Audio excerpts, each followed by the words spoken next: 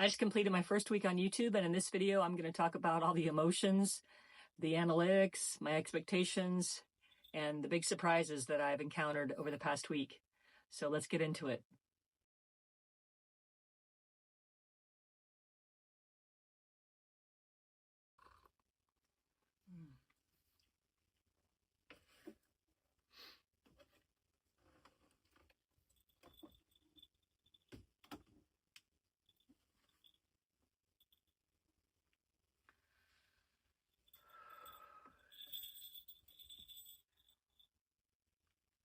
Hey, I'm Nat, and I just spent my first week making YouTube videos. I published 2 videos this week, actually last week, and I just got my analytics from that week.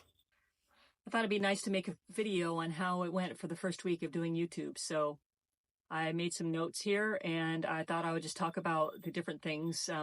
So in this video, I'm going to talk about my emotions, which were all over the place, the actual analytics in my YouTube dashboard, my expectations, and some surprises that happened. So with that being said, let's start off with the emotions. I went into relaunching my channel very excited. I had a lot of ideas, and I knew I wanted to kind of try to keep it very limited with editing, and just, be authentic and have fun and try to connect with people. And so my emotions were very excited. I was very hopeful about creating this channel and making it something that I would want to watch. And after my first video, that kind of changed. I did the first video and I uploaded it, and it was kind of like the whole buyer's remorse thing. I was like, whoa, what am I doing? I felt very vulnerable. I felt very open and exposed, and was not liking it at all.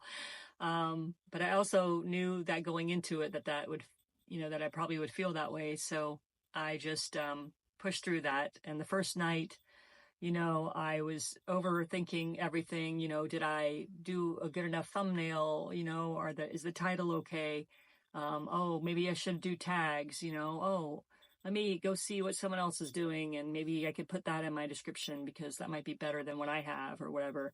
And so I did a lot of overthinking the first night. And then, the next morning I was kind of afraid of, seeing what happened. It's a common thing when you upload your first video and no one watches it. So I just kind of was preparing myself for that. And, I'm in this for the long haul. So unlike all the other times I've tried to start YouTube, like I feel it in my being, like this is what I'm supposed to be doing. And it feels so freaking cool. And I have never had that with YouTube, so, yeah, I mean, my emotions went up and down. I had wanted to do a video every day at the beginning, and I was like, so I did another video the next day, and it was kind of fun because I went to town with a friend, and I was able to get some video out in town and, put all that together. And, the editing probably went better than the first day. And I was publishing it, and it wasn't publishing. And, it was stuck at like an hour and 18 minutes left to publish. And so I was like, this is really weird. It feels like it's stuck. So I'm going to cancel this upload and re-upload it. So that's what I did. So I did that, and then it said it had 2.5 hours, and I was like, oh my God. Well, this isn't going to have the published date of that day. So I plugged the iPad in, which is what I use to edit, and I left it on all night. Like I hid it in a cabinet so it would be dark still, and I left the iPad on all night, and it did publish. But what happened in that time frame was I realized I can't do a video every day. And even if I physically could do a video every day, I don't want to do a video every day. So, and I know this about myself, but I was feeling, like, oh, I need to do a lot to catch up for not being on YouTube, or I need to do a lot and then I'll get found faster, or something like that. Or if I do it every day, then it'll become a habit. So I had all these things in my mind, and I really thought I was going to do that every day. But I also forgot about myself, and I don't recommend that, by the way, forgetting about yourself. And my being needs processing time. I need still like downtime. I need time to just think and, play and have fun. And so if I was to do a video every day, all of that would be gone. I would not have any downtime. I would always be, coming up with the next video. And I felt like it was a lot of pressure that I just instantly put on myself. So I let that go. And my new goal is to do 2 videos a week. One video will be more art and creative minded, with what I'm working on or what I'm exploring or what I'm playing with. And then the other video, this video series, will be about my YouTube journey. Because I think we don't always see what really goes into it to grow. And because I am doing this, for the long term, I think it would be really cool for me and maybe other people to see what that was like at the beginning and how that went, like raw and unfiltered. So let's get into the analytics of it. Prior to this relaunch, I had not uploaded a video since March of 2024. And that was the only video uploaded the whole entire year. And so I hadn't done anything on YouTube prior to that. So in that week, I uploaded some shorts. I thought I was making a book, and I thought it'd be fun to do like some Asmir stuff of the book, and I did that. And then I kind of worried, like, oh, am I attracting the wrong audience for Asmir stuff, So I kept it up, but I just moved forward from that. And I recorded the first video here the same day, and I edited it the same day. And so that was the first video since March. And so the analytics, so before I uploaded that first video and those shorts, I had 711 subscribers. And most of those came in 2022. Yeah, 2022, when I, was doing some Procreate tutorials and stuff. And so I hadn't really grown at all. So I had like 711 or 12 subscribers. And so all the other analytics were not valid points because nothing was happening. There wasn't watch time, there wasn't views, there wasn't new subscribers. So since that first time I uploaded, I now have 120 watch hours. That's a 16,079% increase. My views are at 6,705. So from the time I did the first shorts and video to now, which I've done another video and some more shorts, I've had 6,705 views. And I'll get to the last statistic in a minute, because I'm going to put that in the surprises section, because this really surprised me. So if you want to know that, it'll be 2 steps down from here. So in my actual time on YouTube, where I spent watching YouTube videos, increased like crazy. I saw the statistic the other day, and I was like, what? I spent like 20 plus hours on YouTube last week. And that was just me watching other YouTube videos. And I couldn't believe it, because normally I might spend an hour or less a week on YouTube watching YouTube videos. Now, I know 20 of those hours, probably 5 to 7 was the fireplace. Don and I have this really authentic-y fireplace channel that we watch, and it's perfect time of year for it. And so we had that on a couple hours a night. And so maybe 5 to 10 hours of those 20 hours were watching the fireplace. So the other 10 hours would have been me, because after the first and second videos, and I realized I didn't want to do a daily video, I dug deep on YouTube and I just watched a bunch of other creators and what they were doing. And I kind of went all over the place. My expectations, that's where we come into my expectations. I was expecting to kind of have this one style of video that I'm doing. And when I did the research, I was like getting ideas from everyone else about what they're doing. And that kind of took me down a rabbit hole. I recorded another video that was more of a tutorial video, and I didn't feel right about it. I don't feel like I want this to be a tutorial channel.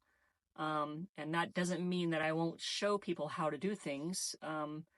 For example, I made a whole book that I haven't recorded. I haven't shared that yet. But during that book making process, I'm sharing a story and we're talking about things. And so that's the kind of tutorial that I would be doing if I did any type of tutorial. So I think I expected, to just do this one type. And then when I did the research, I thought, well, maybe I should do something else, because my first 2 videos were, getting likes and I was getting subscribers here and there. But I had no idea like how long this is going to take, or I think it's different for everyone. And so there's no like method or analytics that I know of that I can figure out, like, is my video going to do well? You just never know. And what does do well even mean? And so those were some of the expectations that I was working through while the 2 videos were working in the background. And that kind of leads me into the surprises. So the surprises are, wow, I did not expect to receive so many comments on my first videos. I really thought that it would be crickets for a while, and YouTube has seemingly shown my video to the right people, and they are finding me, and my video is showing up in their feeds. And what really has blown me away, and what I really want, despite all of the needs for subscribers and views and hours and all that stuff, I want a community. I want a tribe. I want to build a place that we all are growing together in our new life, in our older lives, 40 plus older lives. So I remember, I think it was 3 or 4 nights ago, the first like major comment came in, and I was like, wow, this is amazing. Cause it wasn't like, great job. It was like a really detailed paragraph. And when I say the first comment, I got comments from friends like right away, and they're so supportive, and I just can't thank them enough. But this is like the first real comment from a stranger, from a person I never met before. And so I was blown away. I went to bed just like so excited. And then I woke up to so many more comments, and they were all so well thought out and detailed, and I just feel, I get chills when I think about, that that's really cool to see, that YouTube is finding the people that I was really hoping to find. So that's cool. I'm really excited about that. So yeah, I think going forward, I will keep doing my format that I had in mind to begin with. I got a lot of encouragement from you guys about just being myself and going the low edit, no edit approach. Speaking of editing, I will talk about that for a second. I started on my iPad using iMovie. I had used CapCut on my phone. Or, the phones are very little, and it's hard to do when you're older to do something like that on the phone. So I thought, I'll edit on my iPad. I already have iMovie on there, and I had edited before in iMovie, so I thought that would be cool. Well, the iPad version of iMovie is so basic. I could not believe. I don't want to do a lot of editing, but wow. Like, I couldn't even put a little word up there that, popped up when I wanted it to. It had to be like at the beginning only or something. So I thought, well, the next video, which was the next day, I'm going to use CapCut on my iPad. So I downloaded CapCut and I put it on my iPad, and it's a lot easier for me to see there. And that's what I edited the next video in. And when I'm talking about editing, I'm just basically cutting out beginnings and ends of clips and putting them together so that there's not a lot of quiet space in between.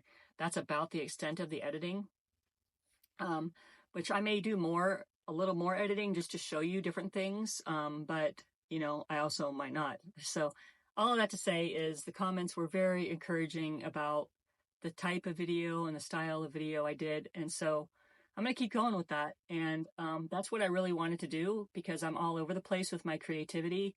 Like, I'll illustrate my character, or I'll illustrate a kid's book, or I'll paint something, or I'll etch something, or I'll make a book. or I'll build something. And so I want to be able to do all those things on this channel that are different types of creativity. But the underlying theme is, creating and finding your dream life when you're older, and not just sitting back and going, I don't need to keep going. I'm just going to be a blob now. Which brings me to another inspiration. I think that social media is catching up with my brain here, and they're showing me things that I really want to see. And I talked about the Dick Van Dyke Coldplay video last week, and since then, it showed me a clip of Ted Danson. I think it was on Good Morning America or one of those morning shows. And I've never been a huge Ted Danson fan. It's not that there's anything wrong with him, but I don't know. It's just had never been a thing.